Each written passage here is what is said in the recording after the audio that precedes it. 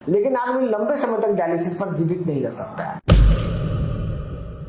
Diabetes का मरीज का भी किडनी डायबिटीज की दवा से फेल होता है, ना कि डायबिटीज का बीमारी से। नमस्कार, हम बात करते हैं उन सवालों की जो किडनी मरीज के मन में होते हैं लेकिन उनको सीधे सीधे जवाब नहीं मिल पाता है। तो आज हमारे साथ जुड़े हैं डॉक्टर विजय राघवन सर, और आज सर से जानने का कोशिश करेंगे कि सर किडनी फेल होने का आखिर कारण क्या होता है। किडनी फेल बेसिकली अलग अलग मेडिसिन के सेवन से होता है। जो भी मेडिसिन है, जितना भी आप अंग्रेजी दवा देखते हैं, सभी दवाई से किडनी फेल होता है। इवन डायबिटीज की दवा से, ब्लड प्रेशर की दवा से, दर्द की दवा से, कुछ लोग ब्रेन का इलाज करते हैं, साइकेट्री की दवा से, हर एक दवाई से किडनी फेल हो सकता है। जी सर, यही मेन वजह है किडनी फेल होने का। दूसरा किडनी फेल होने का वजह है दूध के सेवन से भी किडनी फेल होता है। जी सर। और ये सर किडनी फेल में क्रिएटिनिन का क्या भूमिका होता है? जाहिर सी बात है, क्रिएटिनिन वैल्यू से ही हम लोग जानते हैं कि किडनी फेल है। यदि किसी का क्रिएटिनिन लेवल 1 से ज्यादा है, किसी का 1.4 से ज्यादा है, अलग अलग लैब का अलग अलग रेफरेंस वैल्यू होता है। किसी का 1.2 होता है, किसी का 1.4 होता है।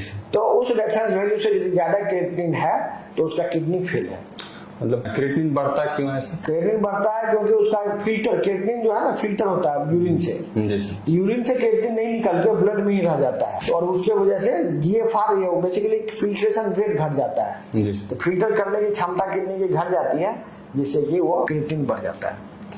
मरीजों के मन में सर एक डर होता है कि डायलिसिस उनको जो करता है वो तो उनको करवाना जरूरी होता है। करवाना तो उसका तो मजबूरी है जी। यदि मान लो किसी का डायलिसिस के बिना वो जिंदा ही नहीं रह सकता है, तो वो तो डायलिसिस कराएगा तभी जिंदा बचेगा।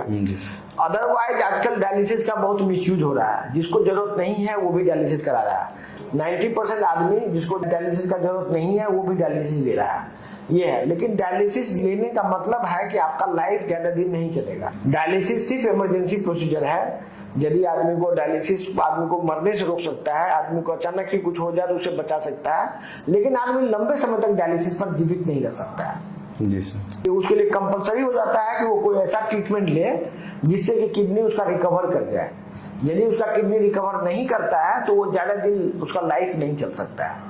यही डायलिसिस की सबसे बड़ी समस्या है। जी सर। और अगर किसी का किडनी एक बार फेल हो गया है तो क्या वो दोबारा ठीक हो सकता है? किडनी ठीक हो रहा है। किडनी इतना जो हम लोग इलाज कर रहे हैं पिछले 10 सालों से, तो वो किडनी ठीक हो रहा है। तभी तो किडनी ठीक हो सकता है, लेकिन सभी का किडनी ठीक नहीं हो सकता है। जिस आदमी का पेशाब 500 ml से ज्यादा हो रहा है उसका किडनी रिकवर कर सकता है, लेकिन यदि किसी वजह से उसका किडनी उतना डैमेज हो गया है कि उसका यूरिन आउटपुट बिल्कुल 0 हो गया, या मान लीजिए 50 ml 100 ml रह गया है, तो ऐसा उसके किडनी को रिकवर करने का चांस काफी कम है। लेकिन यदि उसको 500 ml पेशाब हो रहा है और वो प्रॉपर ढंग से हमारे ट्रीटमेंट को अपनाता है तो किडनी उसका रिकवर हो सकता है। जी सर। और सर किडनी मरीज को आप क्या सलाह देना चाहेंगे जिनसे उनको किडनी फेल ना हो या फिर उसमें कुछ ज्यादा सुधार हो सके? जो भी आदमी ये वीडियो देख रहे हैं वो आप जान लीजिए कि यदि आप कोई भी अंग्रेजी दवा खाते हैं तो आपका उससे किडनी फेल हो सकता है।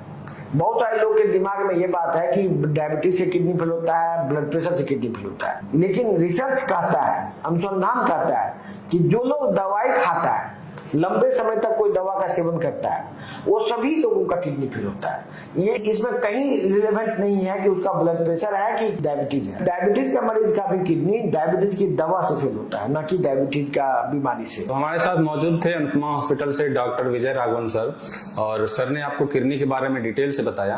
और अगर आपको कोई भी डाउट हो किडनी से रिलेटेड, अगर आपको किडनी से संबंधित कोई भी समस्या हो तो आप नीचे कमेंट बॉक्स में लिखकर पूछ सकते हैं, और नेक्स्ट वीडियो में उन सवाल का जवाब आपको फिर से मिल जाएगा। धन्यवाद।